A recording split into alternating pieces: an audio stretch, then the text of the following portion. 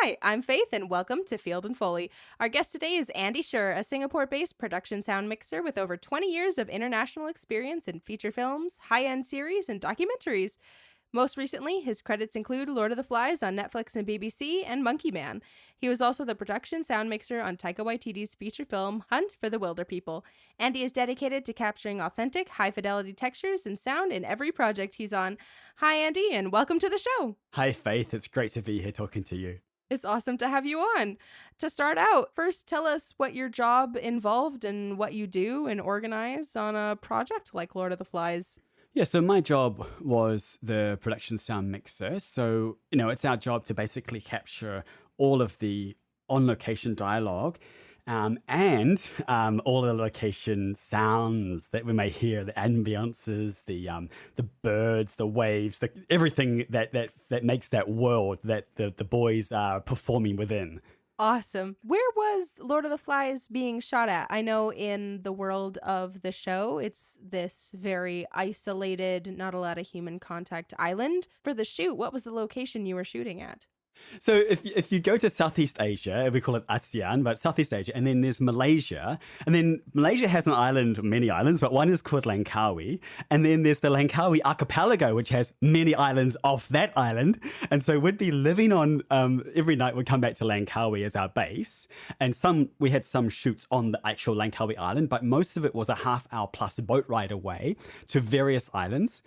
Some islands we passed we were forbidden to land because they were called like Snake Island. It's like the island where all the snakes that were found were dumped. So yeah, we're like, very happy to jet boat past that one. And then once we arrived on the said island, often there'd be a hike involved, sometimes up to an hour. So yeah, it was a very outdoorsy, energetic kind of a shoot. That Snake Island would make for a lot of really interesting recordings, but dangerous, I bet. That's right. I'll be dumping my microphone and leaving it for the night, just like I did on the other islands.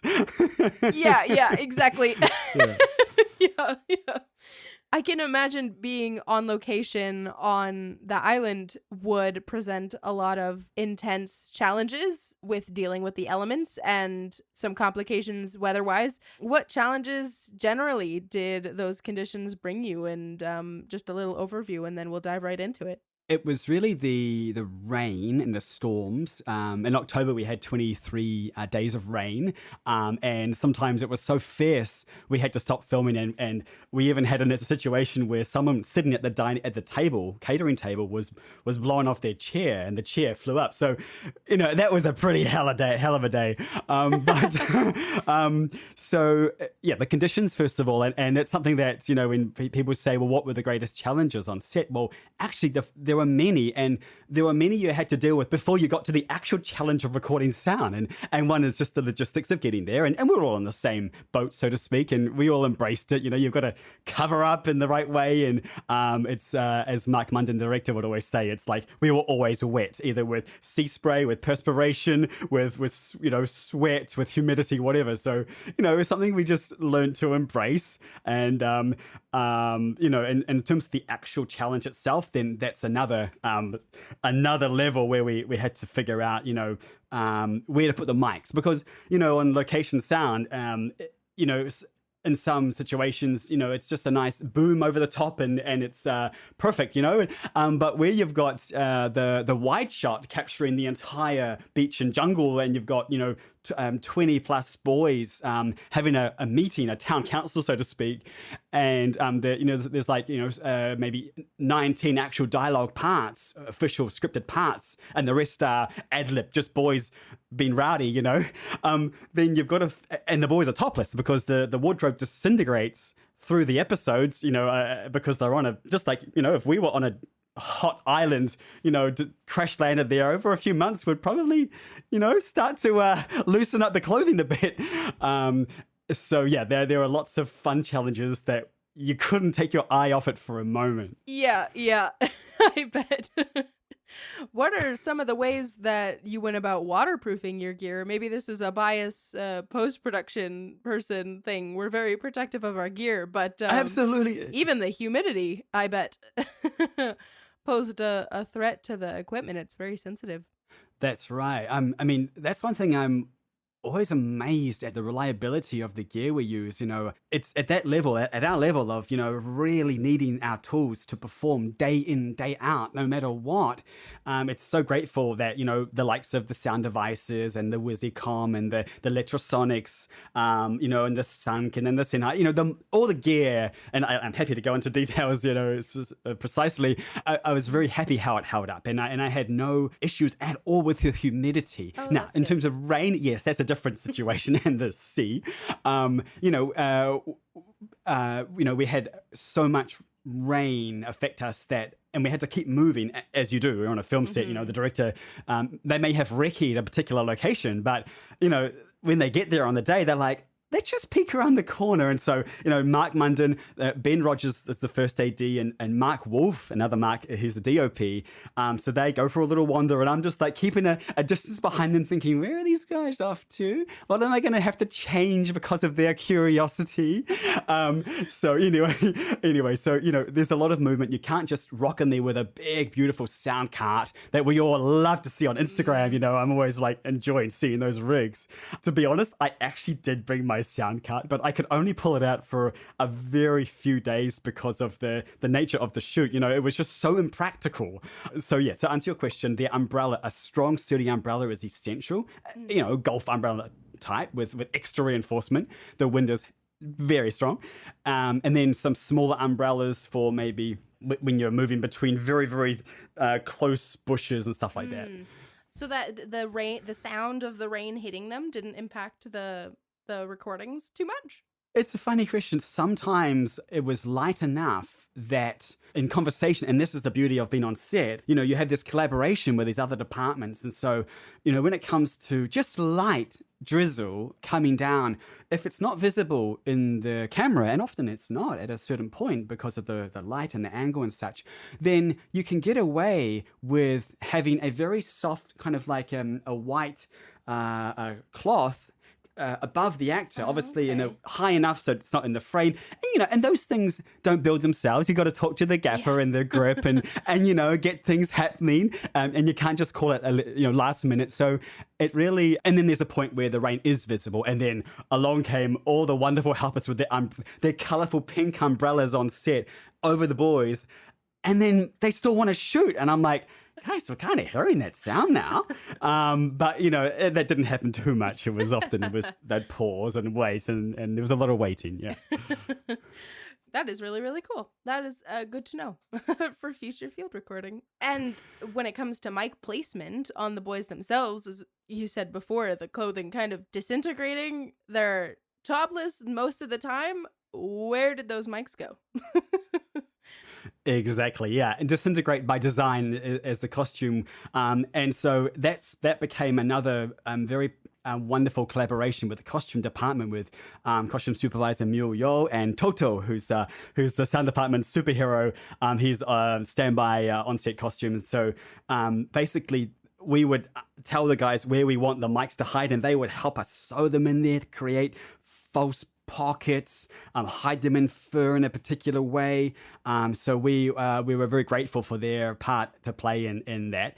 Speaking specifically, we found eventually after a lot of, should we say, R&D with the sound team, my incredible team, and Aditio Santoso, my boom up, and Reza Therianto, my sound assist, we nailed down where the sweet spot was. And actually we found, because all the boys were wearing these like schoolboy shorts, every typical schoolboy would wear at a boys' school in the UK, and they have the leather belt on. And then obviously where the leather belt overlaps, there is ability to have a slight air bubble, air pocket. So we kind of worked with the costume to find a way to make that just big enough but not too big to be obvious. And then we hit the mic in there with enough slack that we used the DPA. We love the DPA 6061 core mic, which is water resistant, IP58. So it's very suitable for the conditions. Nice. Can handle very loud, SPL and very loud shouting, which is what the boys basically did all the time. So that was how we got away with hiding the mic on basically topless boys. And I bet the sewing it in helped with a lot of that, to remove cloth noise if there were any bumps on the actual material, because it's a very, very physical too. A lot of these scenes are very active, very running around, lots of movement, so that might have been difficult for you guys as well. Yeah, exactly. And that was with the critical importance of the boom up as well. You may be forgiven by thinking, the boom up is probably just there to capture the idea of the slate, the first AD's instructions when it's a very loud, atmospheric conditions. And for sure that was true. When we were filming in the waterfall scene, it was so deafening, I couldn't hear anything. So I was so grateful when Adit was, booming the first AD like he would an actor, so I could hear the instructions.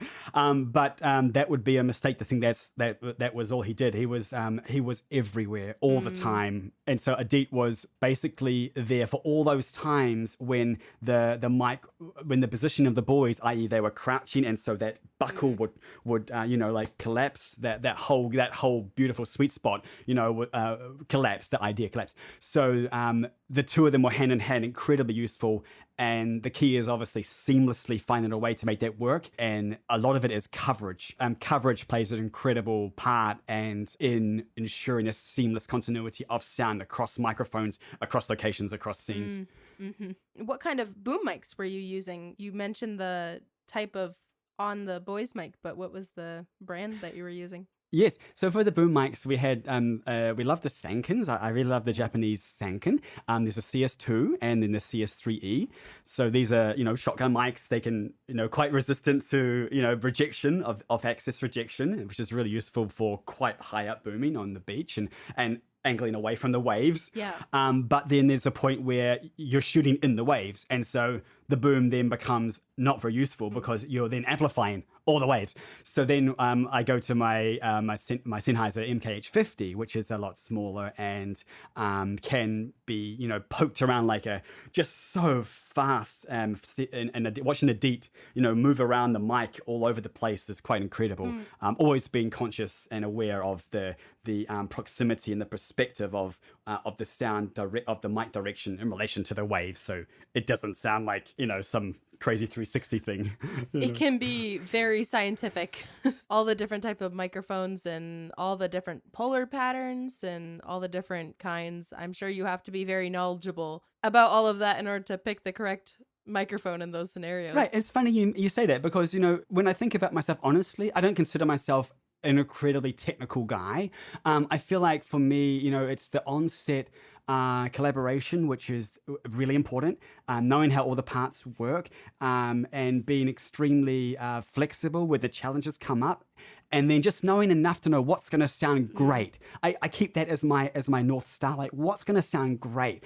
And if my head is full of technical polar patterns and off-axis rejections, and I'm going to be lost. I won't be present to what's happening. So I think I'm by design I'm just okay technically, but I much prefer the on-set. Reading the room, if you like, is I think a much more important skill to develop. Yeah, both the art and the skill together makes it perfect. Exactly. One of the things Ben was super excited to hear about was the sound of the conch shell that ended up getting recorded and then ended up in the final cut. My question to go along with that experience was, did you take it aside and record it separately, or was that sound recorded like in the scene? Was that just like totally organic? That was organic. And that was it was so amazing, that moment, that I just involuntarily, without thinking, looked at the director, Mark Munden, and he had a moment looking at me too. And it was just like, yeah, what just happened there? I mean, it was a scene that was already incredible. You know, David, who plays Piggy, has such a tenderness, such an incredible capacity on and off the set. He was of an adult with the fun-loving nature of a child, and he was all of that. And so he'd already brought a great scene. He'd already developed, performed a beautiful scene. But then when that happened, he cut the conch shell over the mic, and we could hear us breathing and the pain and the agony of the situation, of the fire that may have killed people. We don't know. He doesn't know at that moment. It just went to another level after that. That is awesome. That's the best feeling ever, when you're just in and you're just like, oh, we got it. We got it. Absolutely. And then on top of that, I want to talk more about the ambiences that you recorded that also made it into the final cut. But before that, I want to ask a nerdy question, because I'm a big nerd for metadata and file naming systems. Nice. How did that look, sending that forward? What did your naming system for those ambiences that you sent to hopefully and inevitably be used in the final cut? What did that handover kind of look like? Yeah, the handover was unlike on set, where we're recording, every day, and delivering rushes twice a day, in fact, which has a very clear naming system, so everyone knows what's going on between camera, between sound. The naming convention I used for the ambiances were a little more functional. So everything started with, LOTF, Lord of the Flies, and then there'd be an underscore, and then there'd be the island that I was filming on. So maybe it was DDAP or the mangroves, or, every key name. And then I'll have a date, and then I have some key sound that I had captured on the file name. So it was a bit more functional. So when because I guess at the moment where the editor needs that, it's not immediate. It comes a bit later, once they've got their head around all the actual in sync stuff. And then they'd ask me a few questions now and again, and I'd update them or refresh them on that. Nice. Really cool. Yeah, that's more nerdy. That's for me. I love that stuff. Right. And what's interesting is, of course, just to go with the nerdy line, is it's ambisonic mic. So the ambisonic mic, right, and you're right. You're mixing Dolby, this and that. I mean, I don't know. I can't touch what you're doing in the post production. But it's ambisonic. So you've got these 4 capsules, that need to be, phased in just the right way. So you got to download the right app, and then it can't just go in raw. So it's quite an interesting process. And they can then change the perspective. And just one example is, one of the atmospheres I was doing is, because the islands are often so thin, you've got the forest on one side, literally on this side of the mic, and then the crashing waves on the other. And so I put the mic smack bang in the middle of that dynamic, and then say goodbye, leave it overnight. Obviously it was on dry land, covered with something, and just having that kind of the mic that can handle those extremes, in the environment. Yeah. Which ambisonic microphone were you using specifically? Well, I really love the Sennheiser Ambio, the VR. So it's been designed specifically. I'm sure Ben knows all about it for gaming and to be frank, there are probably more pure rigs out there. But once again, you've got to think, where are you? Yeah. How much time do you have to fuss? And I needed a one solution that was very high fidelity, but it was all in one package. And that's what the Sennheiser Ambio did, delivered for me, with obviously obviously the right mount, wind protection mount, windjammer, etc.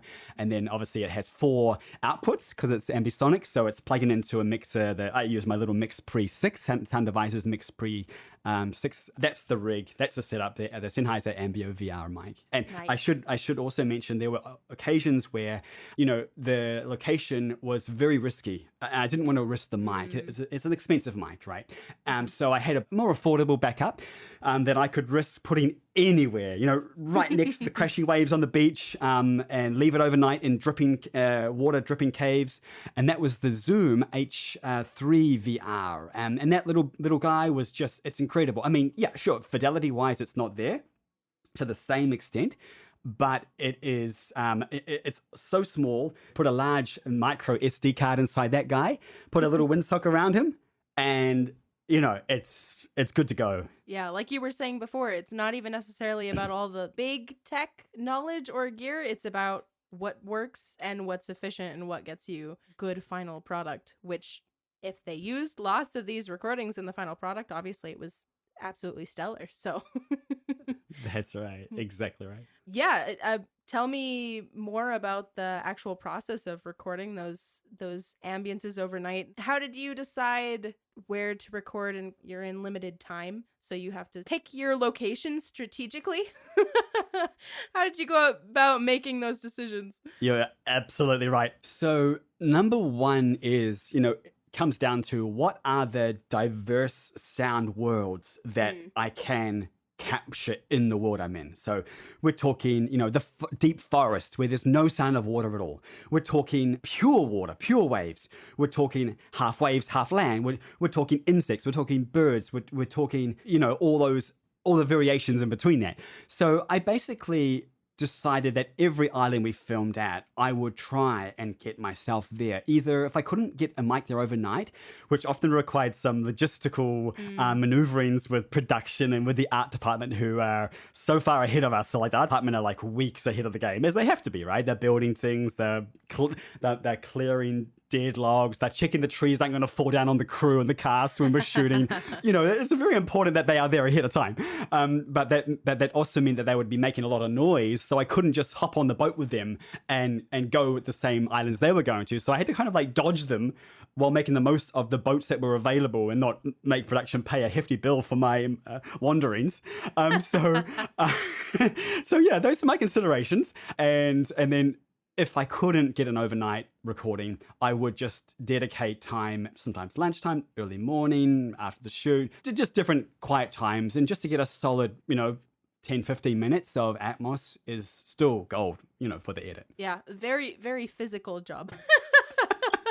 Hiking around in the woods and everything. It's absolutely, yeah, and that's one of the beauties of location sound, I guess. That's what attracts me to it, is the physicality of it. And yeah, I guess we all enjoy that. And what you do dialogue editing too, right? So Yeah. are you often out to capture some room tones and ambiances to complement? Right, yeah. Yeah, for sure. Yeah. I definitely see the pattern between Lord of the Flies, Monkey Man, and Hunt for the Wilderpeople, especially. Those are all like movies and shows where they're running. Like the characters are just booking it. The whole entire project. Very high intensity. So I'm sure those projects as well had to have some creative finagling with the mics on the people to hopefully get all those running scenes to avoid cloth. Exactly. You're right. Hunt for the Wilderpeople. That was really great in the speed that Taika works at. Taika works so fast, and to keep up with him, you've got to pre-rig and you've got to think ahead of the game. So, and that's what keeps his magic. You don't want him just like going, oh, I guess I'll just take a coffee break for half an hour while the crew gets ready. No. Because he loves ad-lib. He loves asking Reese Darby and Sam Neill and Julian Dennison, have some, let's go into this a bit, let's ad-lib this and this. And he has his way of saying that, obviously, that I'm not going to do justice to. But, so just coming from that world of Hunt for the Wilderpeople in New Zealand, 10 years ago, which is the anniversary, basically last month, I think, or early this month.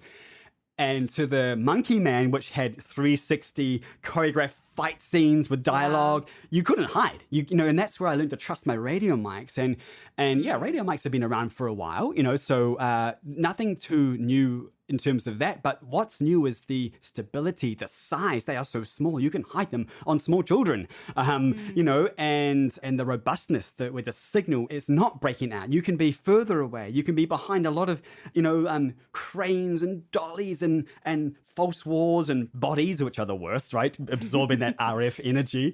And that's of course where a good pair of antennas comes in. So I have my favorites, the Betso Sharkies. So they're like, they're like fins, directional, unidirectional. So they're like essential, they're active. So they kind of help to intensify and pull out, that signal. So everything works in tandem, and the tech is so good these days. You can just really trust your gear a lot more and stop having so many headaches. Although you still have headaches, but you can deal with them a bit easier, Yeah. Yeah, you mentioned bodies soaking up the frequencies.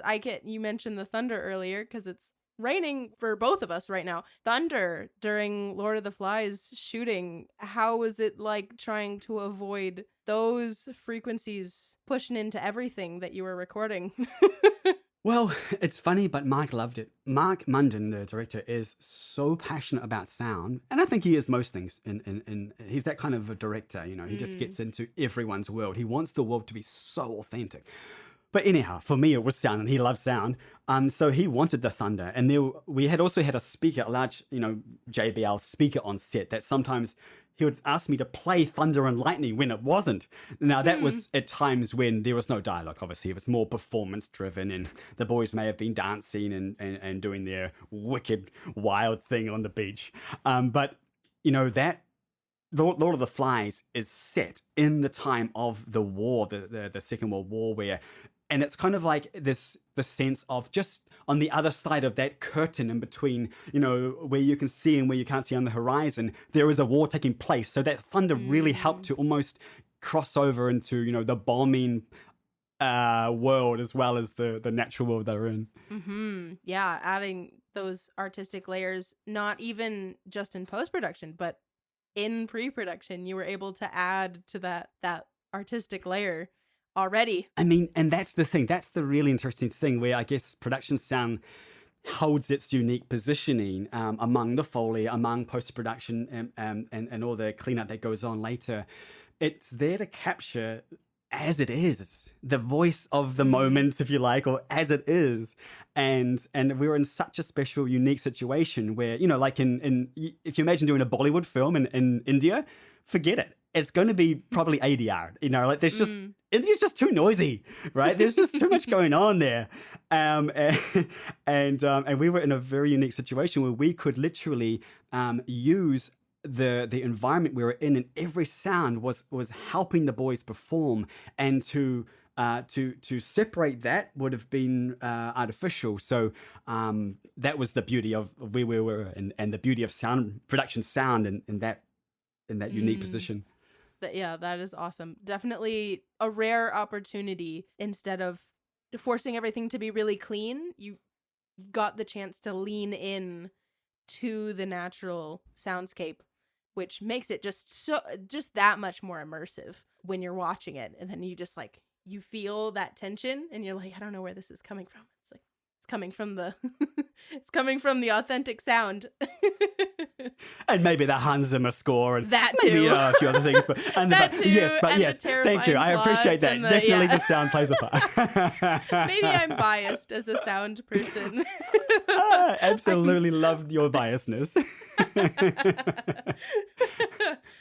Tell me more about Monkey Man. I'm really excited to hear about that because, you go from Lord of the Flies is also very gritty and very active and very there is a lot of action and there's a lot of violence, but Monkey Man is that much more so, and adults, and all these fight scenes are absolutely insane. What was that like? Yeah, it was insane.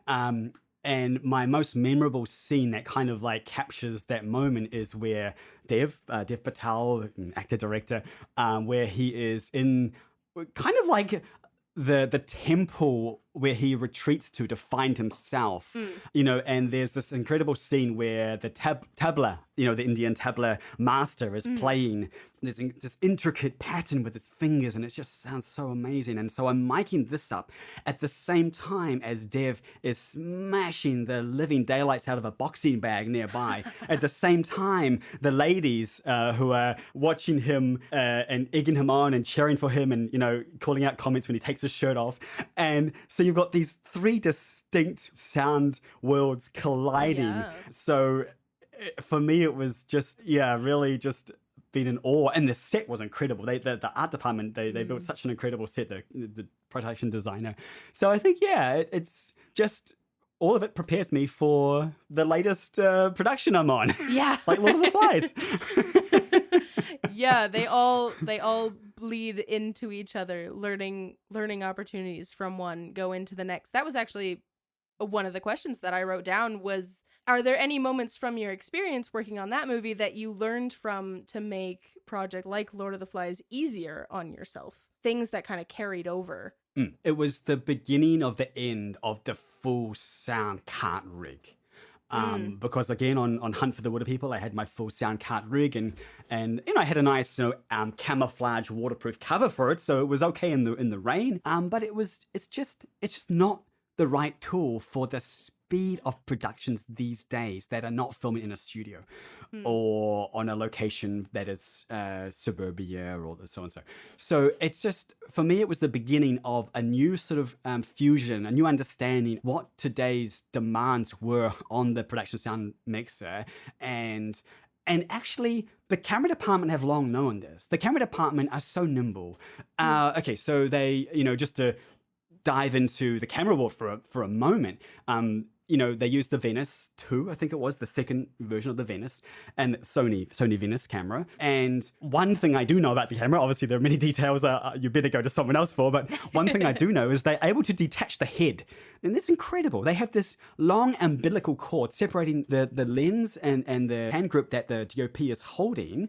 And we're talking meters. So the brain of the camera can be safely tucked away in the key grips arms, and the DOP has this smaller, still heavy but smaller and lighter thing to move. And so the camera department have long got this vibe of mobility is essential. Release the tripod head, and there goes my mobility. The sound department, it's different, obviously. There's a lot more, it's a different setup, but the sound department needs to catch up in that regard. And I feel like that was the key learning for me is how can I be that fast without losing my functionality, without losing all the mics I've got on the cast right now, without compromising anything at all, apart from maybe my comfort. How can I jump up and go? And so I think that was the beginnings of where I am now. Very cool. We get caught up so much in, we want the best technically, and like you said before, it's like you gotta be able to keep up with the art of the moment. Yep, well said. Yeah, well said. I want to talk a little bit about you. I want to ask, how did you find this career? How did you fall into this? How did you get into production sound mixing? I find everybody's origin story with sound is always very, very different and very entertaining. Okay, I wasn't going to mention this, but it's kind of like, you've kind of gone there, so why not? My first career I tried was a primary school teacher. I thought it was the ultimate career when I first thought about training. I'm like, a primary school teacher can do everything. They can be outdoorsy, they can be indoors, they can study the whole curriculum. There's so many cool things they can do. When I got there and actually trained and had my first, like class and stuff, I found it was all just push-ups. And not for me, but for the children. I made them do so many push-ups because they were so naughty. I'm like, this just doesn't feel like what I envisaged. So I left pretty soon after, got some pocket money, which was nice from that, and then went to film school. And that's when I felt like I really landed on where I should have been, those years back. So at film school, I tried, this is called South Seas Film School in Auckland, New Zealand. And South Seas is headed by Gerben Kath, who him and his wife Nerida are just incredible couple. They're long-time producers in New Zealand of kids TV and many many productions, and they just held that school with such a fatherly, motherly kind of gaze, and I just really loved being brought up in an industry I knew nothing about. I had no one in my family in the film world. I knew nothing about cameras or sound or microphones, other than I played the piano. I mean, obviously, I did have a musical upbringing. My mum, thankfully, taught me to some lessons, and I enjoyed piano especially, and drums. So, so film school for me was a real awakening, and I quickly learned that sound was my thing. It was very obvious to me from the early days there. That's really funny. You must have felt like a blast from the past being around all of those younger boys for the set of Lord of the Flies. You're like, finally, both of my trainings are coming in handy.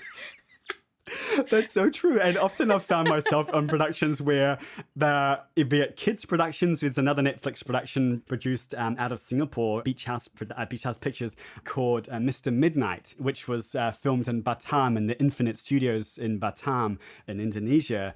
And so that's basically, that book, Mr. Midnight, was more popular than Harry Potter in some parts of Southeast Asia. So, I was lucky from time to time, like you say, to come across children's productions, and I always warmed to it. It always felt like a homecoming for me, yeah. That's cool. I am sure that it takes a lot of charisma to work and explain what you're trying to do when you're attaching these mics and explaining it to child actors. Just as much as adults, but I'm sure it is a different scenario for you when you're working with younger folk. You're absolutely right. Yeah, I agree with you. And, my team, I mentioned Adityo, Santoso, and Reza Ferianto, where all three of us formed such a bond with the kids, and the boys. And that consistency and day in, day out, miking them up, they grew to trust us. And, and that's really important, where they can just forget about it. And it becomes just another beat along the way of their day, of an enjoyable day that they will never forget for the rest of their lives. Their experience on set. I know for sure what they've experienced with this production. I know that I would not forget a moment of being on an island like that and being able to jump around and ad lib if I was in their shoes. A fun fact with the boys: they had they still had school on the island. So there were school lessons. When the boys weren't acting, they would have this tent set up, and the boys would have their lessons. So it must have been some arrangement with the UK side, but it was amazing. They were so committed and so full on, and I don't know how they did it. I'm sure they were exhausted after a scene, and they still had to study their maths, I feel like that would be difficult if you were trying to be method acting. You have to go from pretending like you haven't been in school in months or weeks to just getting out of classes, and then you gotta act like a lone child on an island. That's right. Oh my goodness. I wanted to ask, along the same vein of increasing in speed, and with the modern changes that pre-production sound is facing, what are some other kind of learning curves that you've been noticing, or things that you would encourage people who are just entering the industry now to kind of learn more about and get more of expertise as you learn and as you grow? I guess the key learning for me, the key thing to impart and to share is how quickly a lesson or a mistake, if you like, can turn into a new protocol, a new positive for moving forward, so that the next day or the next scene, you can... that won't happen again. And one instance comes into mind, rather an expensive instance, where, because of the way the microphones had to be positioned on the boys, around their waist, when they were filming in the water, in the sea, there was a point where the scene called for the boy to go deeper and deeper and deeper, and Mark Wolf and Mark Munden and the key crew were with them, and safety and that were obviously always around the outside too, protecting it. And there was this point where I'm watching, going, like getting dangerously close to that point that's going to be not going to work, for me. And there was that moment where the sound just cut off in my ears. And because obviously the sound signal does not travel through water, right? So that was after that scene, I ran, and the system was flooded. So I took the mic off, and that was the start of a new protocol for me. So from then on, it was always double bagged. So every mic, and, they're good mics. With the Wizicom MTP61, they're not designed to be waterproof. So it was limitations are there for a reason. If it's waterproof, it has to be chunkier, bigger. And that doesn't work. You can't hide it as well. So you have to decide at the start what you need. So the new protocol was double bag. We had Aquapack on the outside where the thin mic, the DPA 6061 core can just squeeze through, leaving the mic dry inside. And on top of that, we had a dry condom, the mic inside the transmitter inside a dry condom, just to provide that extra level of protection. So I guess that quick pivoting from mistake to new lesson, to new protocol, to new way of working is really crucial for the on-set sound mixer. Yeah, water, that'll get you. I was just out field recording a cool ice phenomenon that we get here in Canada the other day, and I lean over and one of my batteries dislodges from the mix pre and just plop right into the lake, never to be seen again. It was gone. So I understand the pain of of expensive water. Water Yes. lessons learned. Yep, merciless, isn't it? Absolutely. It makes you learn very quickly. Okay, well, the question that we ask every single guest on Field and Foley is, what is the first sound you ever recorded, and why did you record it? Great, I love this question. So the first sound, because I've been listening to your podcast, so I'm a little prepared. Okay, so the first sound I recorded was at my film school that I mentioned, the South Seas Film School, Auckland, New Zealand. And the first task we had to do was take the mixer. Actually, I think at that time it was a Schurr FP33. It's just before the sound devices really got in its own with the 302. It was like the go-to little 3-channel mixer. So I got that, had the headphones on, and we had to record, I think, like 3 different sounds around the film school area. So I got some, the city, the hustle bustle of this and this and this. But the one that stood out was this little brook, this little running stream along one side that's just tucked away behind some bushes. And when I heard that through my headphones, I was spellbound. Not so much, we've all heard, what haven't we heard before? We've heard everything before, but it's the perspective you hear it. And it's the incredible slight difference of the microphone angle can completely change the sound. And I think that was when I was sold. I knew that this was my path in a way, perhaps without really realizing it at that point. But I was enthralled by it, and just manipulating. And I remember one of my first jobs out of film school was with another film school colleague. His name is Timothy Hunger. I hope he's still producing. I've lost all contact with him, but he's an incredible producer. One of those producers you love because he doesn't get emotional. It's just straight, numbers for him. And so it's really nice. You just, have those conversations without any issues. Anyway, so we were filming his film that he was directing as well at this time. And one scene happened near some bushes, near outside the city. And I remember taking some time, we'd stop filming for the day, and I was recording. I thought, I'll just get some recordings here to help with the edit. From an early go, but perhaps because of the film school basis, I knew how important the edit was to production, to on-set location sound. And so I was always having them in my mind. And I think that was, for me, that's almost like a little superpower. Just that collaboration is hardwired in. But in this case, it's slightly funny and embarrassing because I went up back and forward, maybe 50 meters, holding the mic around this sort of like stream and the birds and walking really quietly, creeping so that my footsteps weren't in the recording. And I'm thinking, oh, wait till the editor hears this. It just sounds so cool with the movement from the trees to the water to this to that. And then I'm like, okay, after maybe an hour, I did a few takes, send them on. And then I'm like thinking to myself, this is completely useless because there's no camera angle to match. This is pointless.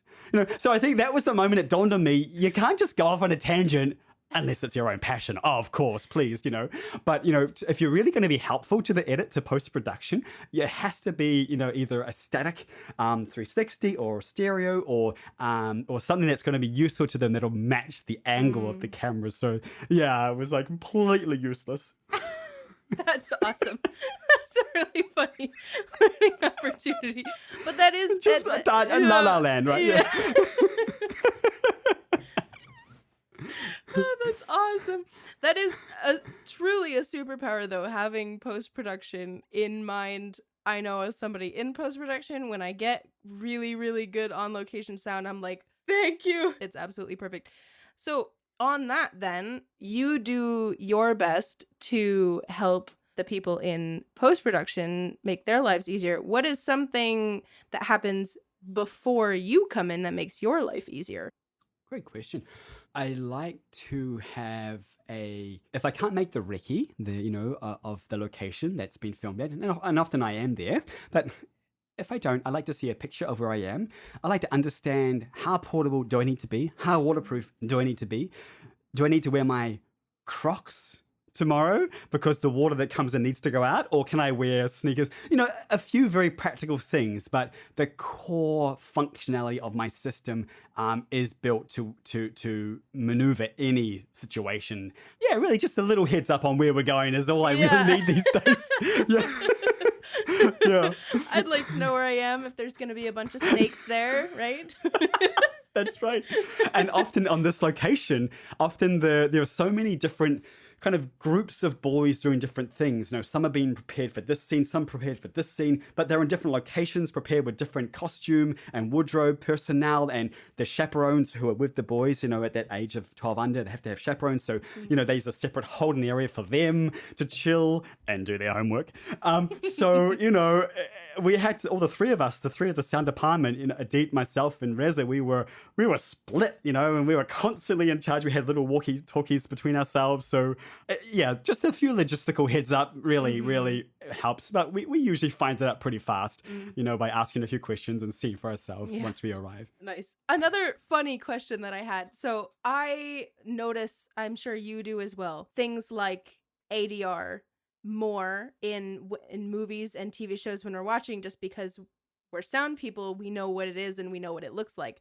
So, like, my husband didn't even know what that was until I noticed it. I pointed it out. I was like, oh, this is what ADR is. Oh, haha, that was ADR. And he's all of a sudden, now he notices ADR everywhere because now I've ruined movie for him. Do you notice stuff like that when it comes to mic placement? Have you ever noticed mics or, little love mics in movies before that other people might not notice? But just because you work in it, now you notice it in movies and TV shows. Yeah, I think for me it's mic placement and, the difference between a boom and the radio. And I think there is so much good work that goes on in post-production, good cleaning work with the dialogue editors and such, that a lot of any differences are ironed out and smoothed out. And along with the performances, the believability of the performances and the Foley and so much else that you will. I must admit, probably a bit more like your husband than I care to acknowledge. I get lost in the movie, but when things are quite different, when it's a bit too boomy for what it should be, when the scene, when sound changes from perspective changes from scene to scene, then I am, slightly pulled out of the scene. Yeah. Have you ever been watching a movie and you're like, how did they hide the microphone on that person? Yeah, I'm often wondering that, actually. And, and I guess, especially period dramas where you've got these incredibly hideous costumes, incredible to look at, but just in terms of a sound point of view, a nightmare, right? Yeah. In terms of the heavy fabrics and they go right up to the neck or, different things like that. But invariably, that production sound mixer and team would have done their homework and they would find what works. And, there may be a hair mic hidden that we don't see, or maybe the shot selection was such that the boom could get a nice position. So there are so many things you can't see from watching, but, after a bit of trial and error and careful placement, most things can be solved, which is really great. It's so neat to think about. Hey, there's just so many things that go, it's a big snowball effect. If every single department does an absolutely fantastic job, then it just goes down the line and it just makes it absolutely fantastic final product. It is really, really cool to see. You're right, and that's probably the most important thing I could mention in this interview. Perhaps is the importance of collaboration, and it's a word that we hear a lot, but it's not something that that you're kind of born with. I feel like it really is a skill you learn, and you learn through the satisfaction you get. I mean, working with the costume team, I mentioned Mule and Toto. You know, they were so helpful to us. They were so obliging and thoughtful in every way possible, and so our ideas always had time in their head. Even though they were so busy. I mean, they were super, super busy. But so I think that collaboration is something that, you know, sometimes you find heads of department are not giving in quite the way that you hope, but I think they just haven't had that experience yet. Once you have that experience of interdepartmental collaboration, you can't go back, because it is the most satisfying feeling. And it must be how a director feels, you know, on another level, given so many departments working together, you know, to achieve the vision. Because do you typically manage, are you kind of the head of sound recording when you're there, or it kind of just depends on the project? Yes. I'm normally the HOD, they call it, the head of the department, and yeah. So that it's just nice to have a simple, you know, it all goes through me, which is nice. But like I say, I'm always thinking of the edit of the post production in mind, and in Mark Munden's case, you know, he has Matthias was his. You know, his his editor that he would immediately be in touch with for the initial, I'm not quite sure which part, but, you know, the initial rushes, etc., and putting things down so he could watch them back soon. And at that moment, Matthias, I believe, he's from the UK, but he was living on Mauritius, so he was on an island, which is funny, in between, you know, Africa and Singapore, somewhere in the middle. So, you know, having that contact early on with someone who is on the receiving end of your work is critical. Especially someone the director says, please keep in touch with this person. And from time to time, Matthias would be, you know, this is thanks for this, and this is great, and please be mindful of this when you get to that location. So yeah, it's just really nice. It's just that joy of their working together. Absolutely fantastic. Just to wrap up the episode, do you have anything that you would like to shout out? I would love to shout out to Mark Munden. He deserves the very best in the awards season for this show. He put so much into it, and his passion was definitely infectious. I want to thank and shout out to my sound team, Reza Ferianto, Adityo Santoso from Indonesia. These guys would go to the end of the earth and back for me, and I with them. And also the costume department, Mule Yo and Toto, key costume standby. And also publicist Jackson Vickery. Awesome. Well, thank you so much for being on Field and Foley, Andy. It was an absolute pleasure. A delight to talk with you, Faith.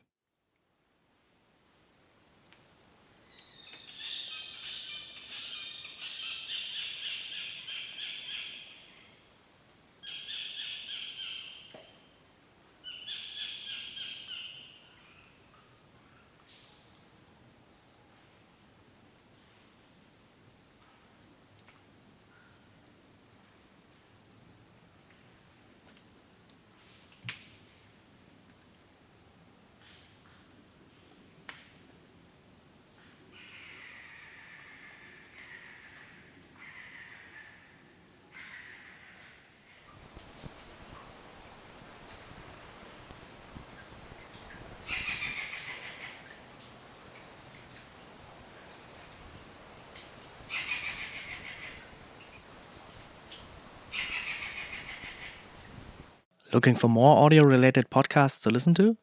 We're part of the Audio Podcast Alliance, featuring a hand-picked selection of the very best podcasts about sound. Be sure to hear the latest episodes from our friends in the community at audiopodcast.org.